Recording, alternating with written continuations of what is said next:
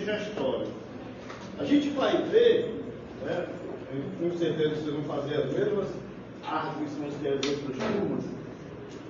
Professor, mas o que tem a ver esse negócio de estar estudando coração, depois estudar sistema digestório, né, com as práticas clínicas da psicologia?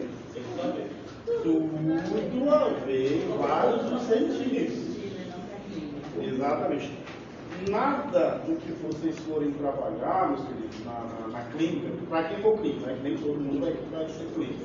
Você pode trabalhar na área de RH, pode trabalhar na área de... enfim, várias outras situações que o psicólogo pode fazer. Mas nada é unimodal, ou seja, não existe uma patologia psicológica que ela seja exclusivamente de caráter psicológico. Tudo tem uma base biológica. Então, seja por conta de um distúrbio do sistema nervoso, de um distúrbio do sistema circulatório, de um distúrbio do sistema digestório, ou uma questão molecular, uma questão genética. Mas tudo é multimodal. Você sempre tem outras fontes. Ia ser muito bom se a gente conseguisse trabalhar a área de comportamento, a área de psicologia, se fosse tudo só um espaço, né, de comportamento, de sociedade, de envolvimento, de influência. Infelizmente não é.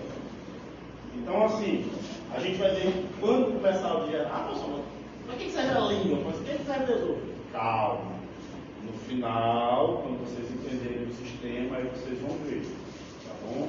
Mas já adiantando. Por exemplo, a gente já estudou a serotonina. Todo mundo já ouviu agora o nome serotonina, não já?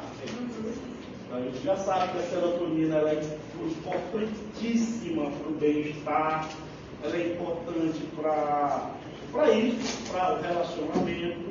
E vocês sabem quem é o maior produtor de serotonina do nosso corpo?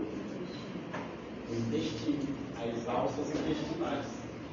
Então, distúrbios digestórios, distúrbios intestinais, inclusive de caráter de alimentação, provocam uma deficiência na produção de serotonina, que provoca uma alteração de humor do indivíduo.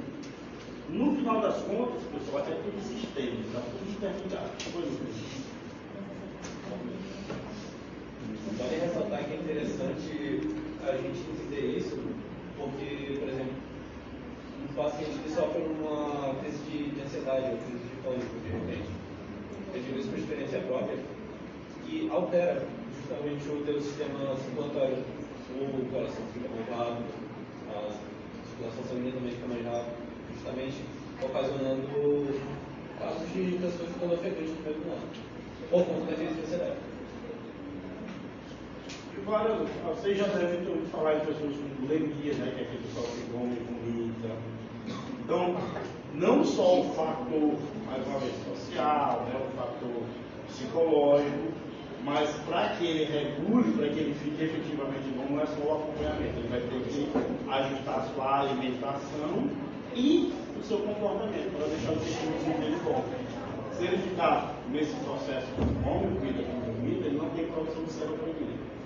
Então ele vai ter que fazer uma reposição o tempo todo, ele vai ver a dependência de químicos a vida toda, podendo só fazer uma regulação alimentar e mais o acompanhamento com o psicólogo. Então a gente tem que pensar por esses outros lados também, tá?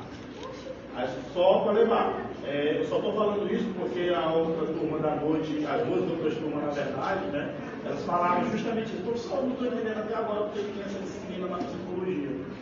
Aí eu digo, gente, não estou entendendo como você está falando isso. Mas não bora lá.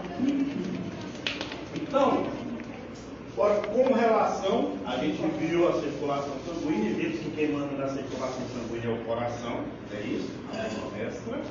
E aí, para a gente finalizar essa questão do funcionamento cardíaco, em relação à sua inervação intrínseca e a sua inervação extrínseca que a gente já comentou. Perfeito? Então nós vimos que... canção doce.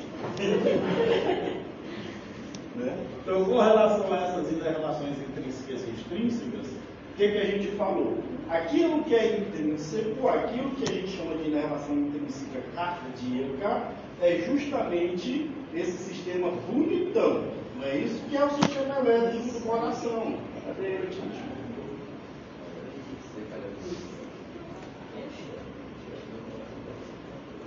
Que é o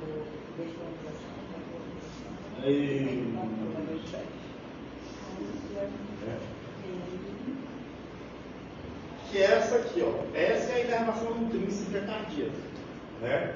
Nó sinusal ou nódo sinusal, nó atrioventricular ou nódo atrioventricular, feixe de Reis e fibras de Purkinje, né? Então isso é o sistema elétrico do coração, e consequentemente isso é o que a gente chama de inervação intrínseca. Por que, professor? Porque nós nascemos com ela, tá? Então o coração, quando se forma, depois vocês podem me corrigir se eu estiver errado. Para de desenhar. Vocês podem me corrigir se eu estiver errado, mas aproximadamente a 33ª semana, terceira a quarta semana de vida, o coração começa a bater. Nesse caso, eu estou me referindo à vida biológica, tá? Então, quando você é só um embrião, lá no útero da sua mãe, todo mundo aqui eu acho que teve mãe, ninguém veio de fertilização disso. Só a gente toda. Né? Então, olha só, quando você estava lá fora do seu 21º, 2º, 3º dia, você era só uma mórulazinha, só um negócio do tamanho de um feijão, já tinha essa inervação aqui, ó. Já tinha inervação intrínseca. E aí, professor, mas desse tamanho já tem uma célulazinha pulsante? Já tem as primeiras descargas elétricas acontecendo para que você vire um Frankensteinzinho, para que você fique vivo. Então tem que ter eletricidade. A eletricidade é a chave da vida. Sem ela a gente não vai para frente.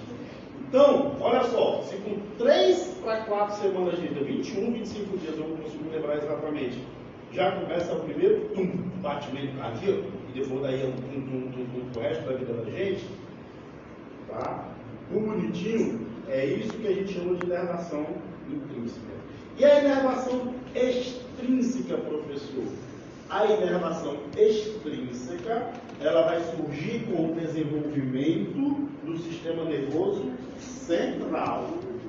Com o desenvolvimento do sistema nervoso central, o 10º par de nervo craniano, como é que a gente chama ele?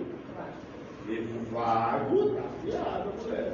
Então, o nervo vago, que é o 10º par de nervo craniano, ele começa a emitir os seus prolongamentos.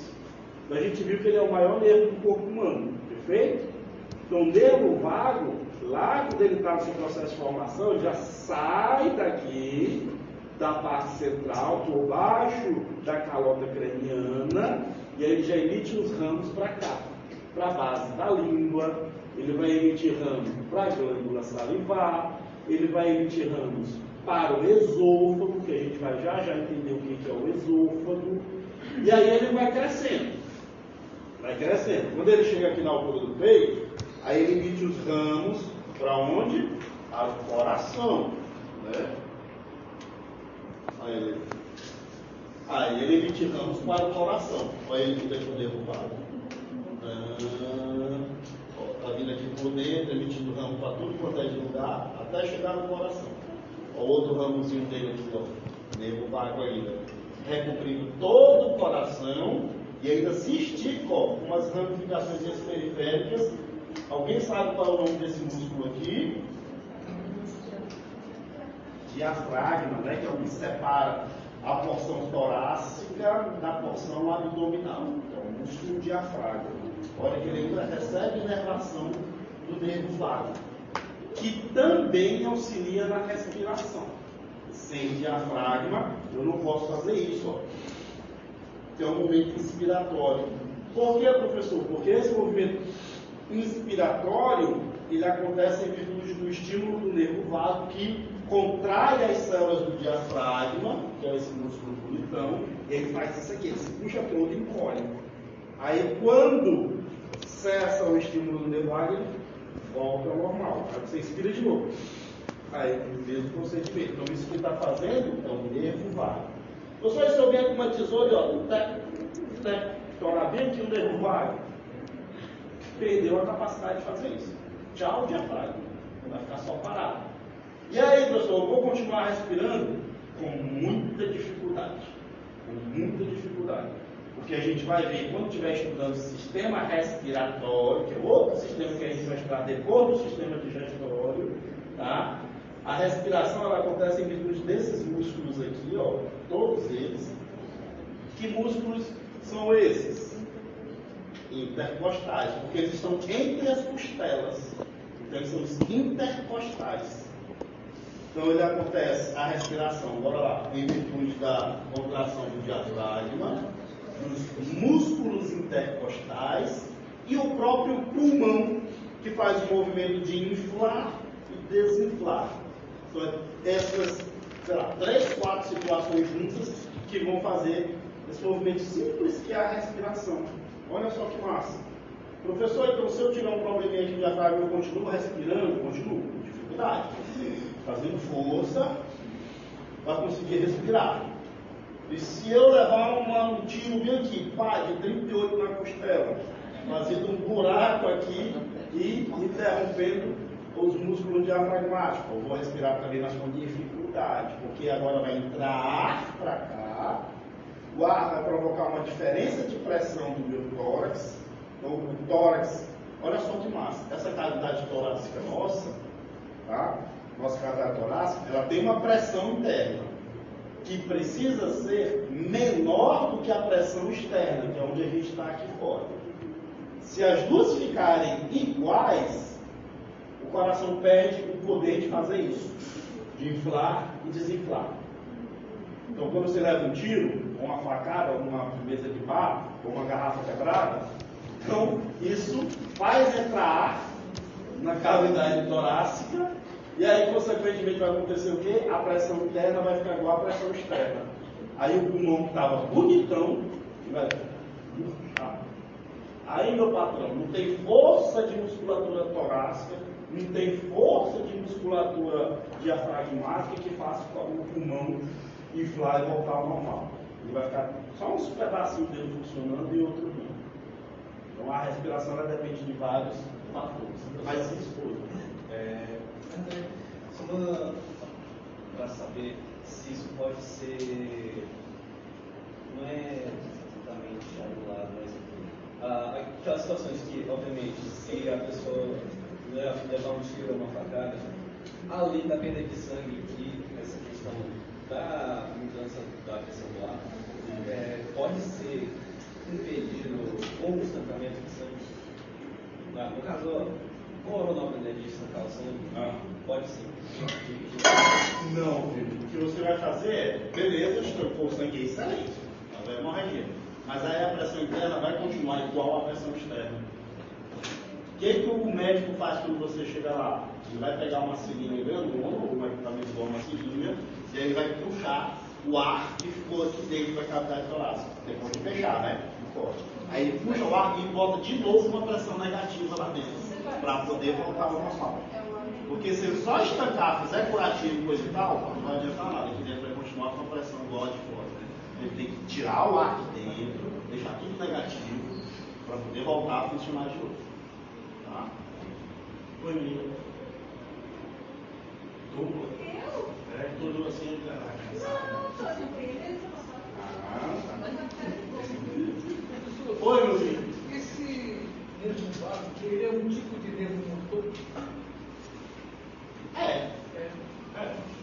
Tá? Só que assim, ele não atende às necessidades apendiculares, né? Braços e pernas e tal.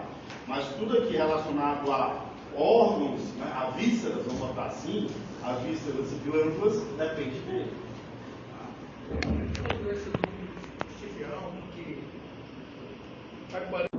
Um gânglio nervoso? Pois é isso aqui, ó. Tem um gânglio nervoso aqui e outro gânglio aqui. Só que o gânglio nervoso é para ralé. Como ele é diferenciado, ele é um coração, é ele que manda, então eu quero ser chamado de nó, e não de gânglio. Então, beleza. Nó sinusal e nó atrioventricular. São os dois? Falou só nó e átrio. Isso. Olha só que lindão. primeiro aqui, ó, que é o nó sinusal do nódulo sinusal, é ele quem, no 21º, 25º dia de vida embrionária, quando você está só o grãozinho de feijão no útero da sua mãe, ele vai dar os primeiros paralelos. É esse bichinho aqui. Tá? Deixa eu te contar onde é que vem essa eletricidade. Uma eletricidade fantástica, uma coisa, um raio, tem que botar o dedo na tomada, a mãe com 21 dias de gestação, ela bota o dedo na tomada para recarregar. Então, não é bem assim, mas vocês podem testar. Quem quiser chegar em casa, bota o dedo na tomada, vocês vão ver que vocês vão ficar carregados. Só ideia de distribuir. Eu gosto de ter um mundo de pensamentos intrusivos aí.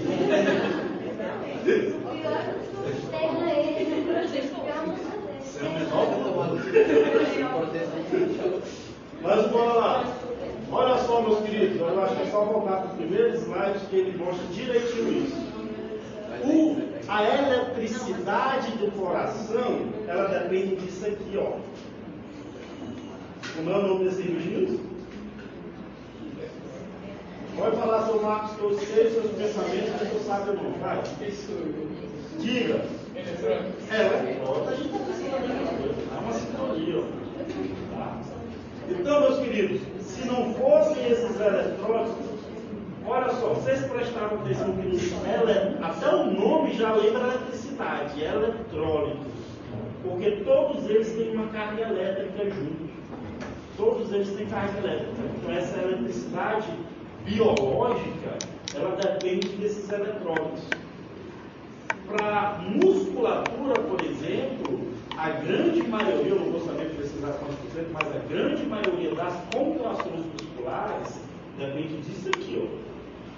E o que é esse eletrólito aqui? Cálcio. Comam bananas, tomem leite e derivados. Sem cálcio, você vai começar a ter fragilidade muscular, seu músculo vai começar a ficar com preguiça de trabalhar, e também cardíaco, elas não são curtinhas assim não. Todo o ápice do coração é tipo as nossas arteríolas, bem fininho, uma fiação do ápice do coração, que é para espalhar bem essa eletricidade. E conforme ele vai ficando fininho e espalhando a eletricidade, ela vai se perdendo. Por que isso, professor? Porque senão o estímulo elétrico ia ser permanente.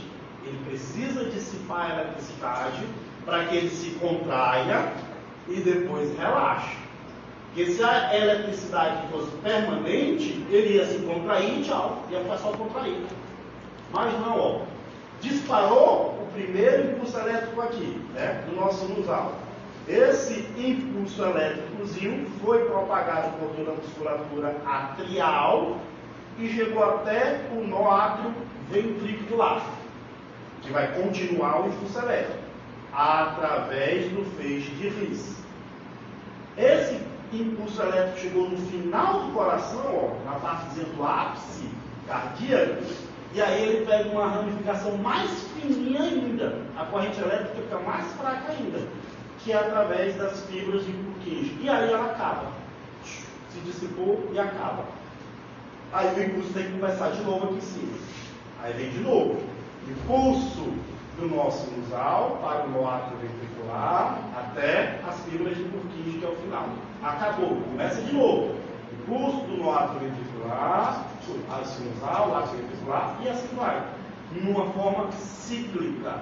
Terminou aqui embaixo, começou aqui em cima novamente. Terminou aqui embaixo, começou aqui em cima novamente. E aí sim o coração fica o tempo todo nesse movimento de seca e cheia, seca e cheia, sístole e diástole, sístole e diástole. Perfeito? Então isso acontece de forma autonômica, por conta da inervação intrínseca. É ela quem promove esse batimento cardíaco, é ela quem faz esse batimento cardíaco. Estamos tranquilos até aqui? Beleza, professor. E a inervação extrínseca? Qual é a participação dela? Qual é a participação dessa inervação extrínseca? E outra foto melhor que essa, né? Não era uma grandona que a gente estava olhando? A participação extrínseca, aí sim. Então a intrínseca, eu posso até dizer, professor, mas a intrínseca ela está mais relacionada, né? Se for um problema cardiovascular, vai ser um médico, vai ser um enfermeiro, esse outro pessoal que vai ter que dominar isso. Mas é a extrínseca? Não. Agora a extrínseca já está relacionada ao nosso comportamento principalmente. Por quê? Lembram do ditado, aquilo que os olhos não veem, o coração não sente? Vamos embora tornar esse ditado bem real. Está aqui. Não, o Ângelo não. O Ângelo é muito bonzinho. Olha o Pedro que saiu. Ele saiu. Está o Pedro. Aí o Pedro vai andando na rua e vê a namorada dele do outro lado da avenida, de mãos dadas com outro carro. Aí, enxergou aquela cena dramática. Aí o coração dele chega e dispara. Correto? Porque aquela cena dramática gerou nele vários tipos de pensamento. Será que eu vou lá e acabo com a raça desse infeliz? Será que quem merece um estado é ela? Eu mato os dois ou eu me mato? Gerou várias situações. Aí vem passando um carro, eu vou pilotar abaixo desse carro, eu vou jogar. E ao mesmo tempo, não vou.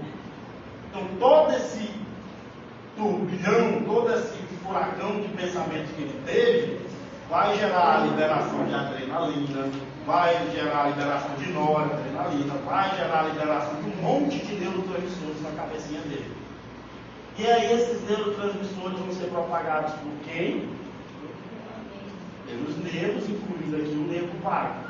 Aí essa cena que ele está visualizando e liberando todos esses neurotransmissores, está vindo impulso pelo nervo vago. Lá vem a adrenalina pelo nervo vago, na porção simpática, e vai chegar aqui na superfície do coração. Porque a inervação extrínseca é superficial, ela não é interna. Então ela estimula o coração de fora para dentro. Tá? De fora para dentro. Beleza. Chegou aqui essa adrenalina junto com o nervo vago nas fibras cardíacas. O que a gente sabe que a adrenalina faz com o corpo da gente? Isso. A adrenalina ela é um neurotransmissor inibitório ou excitatório? Excitatório. Então ele vai ficar naquela agonia. Ele vai aumentar os batimentos cardíacos, porque vai acelerar os batimentos cardíacos dele. A adrenalina no vaso sanguíneo provoca vasoconstricção. Então o vaso que era dessa grossura vai ficar dessa grossurinha. Consequentemente, aumentando a pressão arterial dele. Então, todo o seu sistema circulatório agora está alterado por conta dessa descarga de adrenalina, inclusive os batimentos cardíacos. Então, aquilo que os olhos dele viram interferiram diretamente no batimento cardíaco. Perfeito? Nas questões de, justamente, eu citei antes da crise de pânico. Por exemplo, eu já ouvi relato de um amigo que ele estava no shopping, andando tranquilamente, de repente ele começou a sentir o batimento cardíaco aumentar, a pressão diminuir, consequentemente a pressão dele foi um pouco mais turva, e eu me recordo que ele me informou que ele lembrava que já tinha visto o que fazer nesse tipo de situação. Ele sentou no chão, dois caras que estavam passando perceberam isso e chegaram falando uma manobra para não piorar.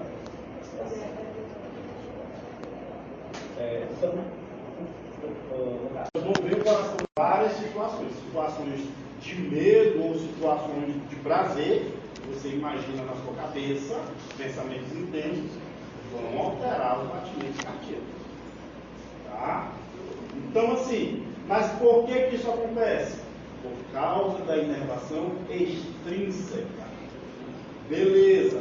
Nós conversamos lá nas nossas primeiras aulas de formação do sistema nervoso, com relação a essa parte da inervação e como existem alguns órgãos iguais ao coração, nós temos um controle parcial, a gente não tem o controle total, porque é como eu falei, eu não posso controlar o batimento cardíaco, e por causa desse chifre que o Pedro levou, ele vai dizer, para de bater que eu quero correr.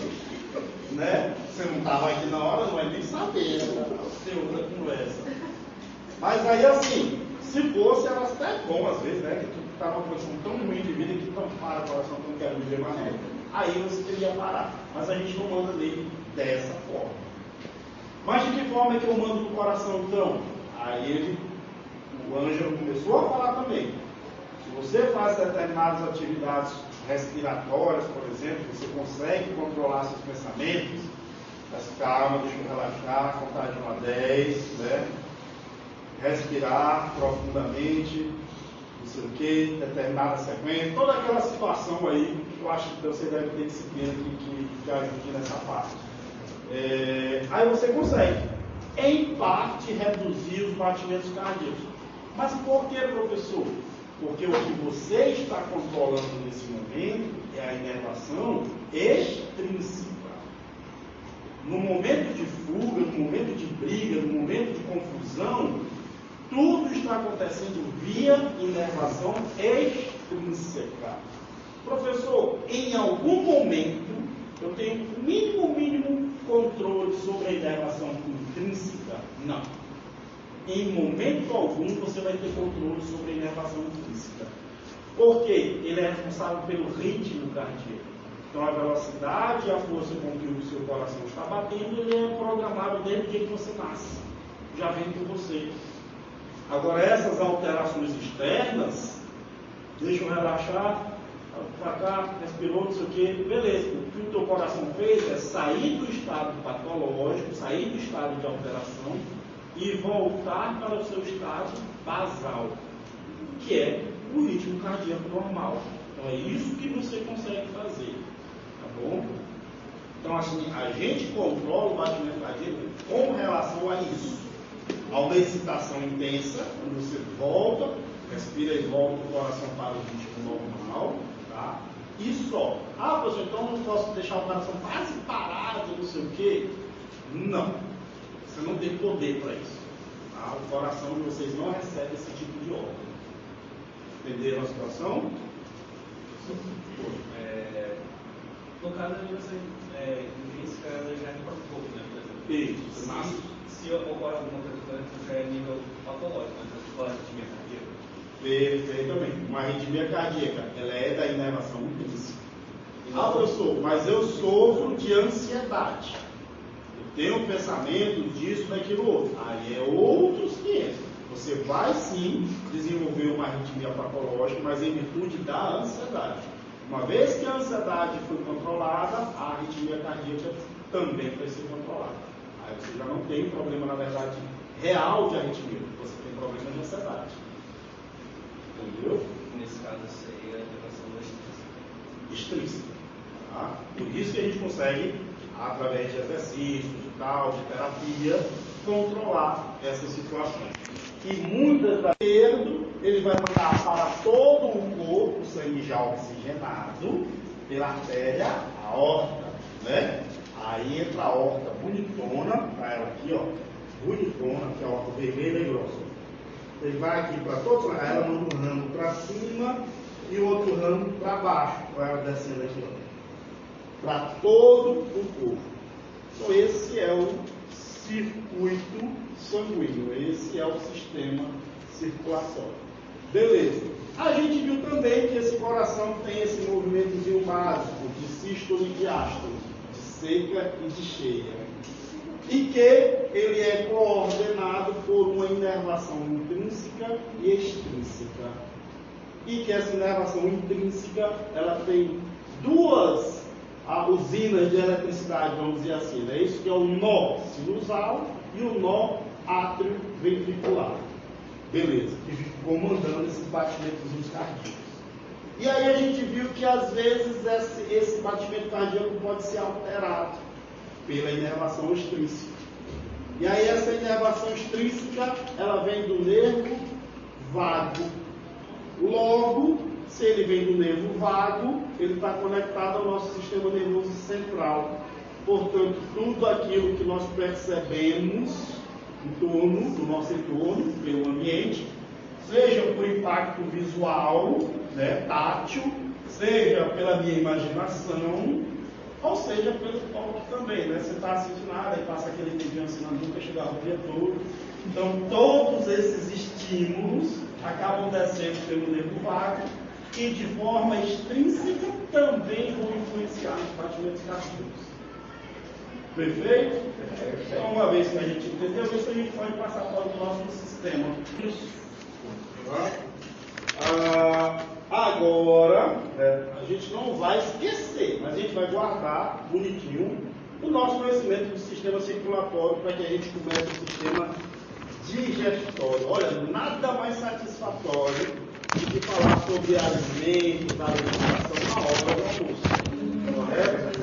Eu estou até querendo ir para essa aula, eu vou sempre finalizar e botar foto do prato assim, de comida. Vou pegar a lista das comidas preferidas de vocês, vou botar em cada slide uma foto assim do prato do lado. Tá? Sim.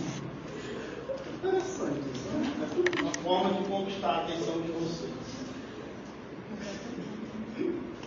Bom, o sistema digestório, ele didaticamente está dividido em duas porções. Então a gente vai ter a porção superior do sistema digestório e a porção inferior desse mesmo sistema. A porção superior do sistema digestório nós vamos contar a partir do músculo diafragma. Todo mundo acabou de ver o músculo diafragma, não foi? Que está bem aqui embaixo, que auxilia na respiração que a gente falou. Então, beleza. Desse músculo diafragma para cima, até aqui, na boca, sistema digestório na sua porção superior. Do músculo digestório, do músculo diafragma para baixo, até o fiofó, sistema digestório inferior. Então, esse sistema digestório, ele é tubular. O nosso organismo é tudo dele, tudo é. Tá? Porque a gente acha que era uma lombriga que virou um ser humano. Virou um ser humano. Então, tudo nosso é tubular. E aí, uma particularidade do sistema digestório, diferente do sistema circulatório que a gente acabou de ver, é que ele é aberto. Olha só que massa. O sistema circulatório ele era todo fechado, né? Não podia vazar sangue para lugar nenhum. Já o sistema digestório não. Ele tem dois pontos de contato com o ambiente externo. Então a gente tem a boca, que é o contato superior que a gente tem com o ambiente externo, e temos o fiofó, que é o contato exterior que a gente também tem com o meio externo, só que do sistema digestório inferior. Quando a gente categoriza inferior e superior, não é pormenorizando o valor de um ou de outro, não. Porque se fosse, a gente tinha que também ficar de cabeça para baixo.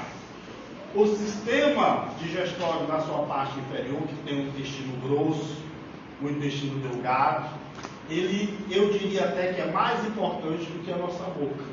Por que, professor? Porque é nele que ocorre a absorção dos nutrientes.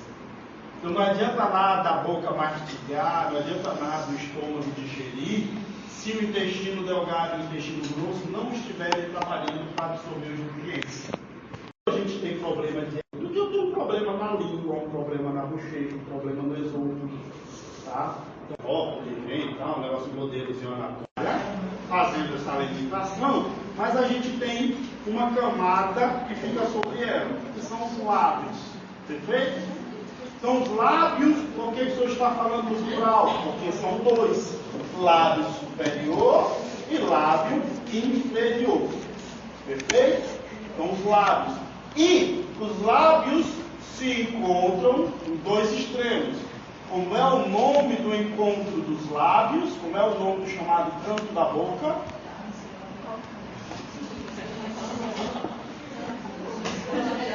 Cantinho da boca, como é que é o nome?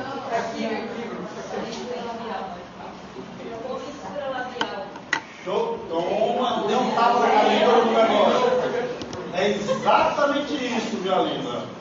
Viu? Ela fez a oitava série. Então, comissura labial. A comissura labial. Então, a comissura labial é o ponto de encontro do lábio superior com o lábio inferior. Então, do mesmo jeito que eu tenho o lábio superior e inferior, eu tenho a comissura labial direita e a comissura labial esquerda. Perfeito? Pronto. Então, agora a gente já conhece todos os limites da boca. E para que serve a boca? Para beijar. Para comer, para se alimentar e para beber água e café. Temos tempo aí?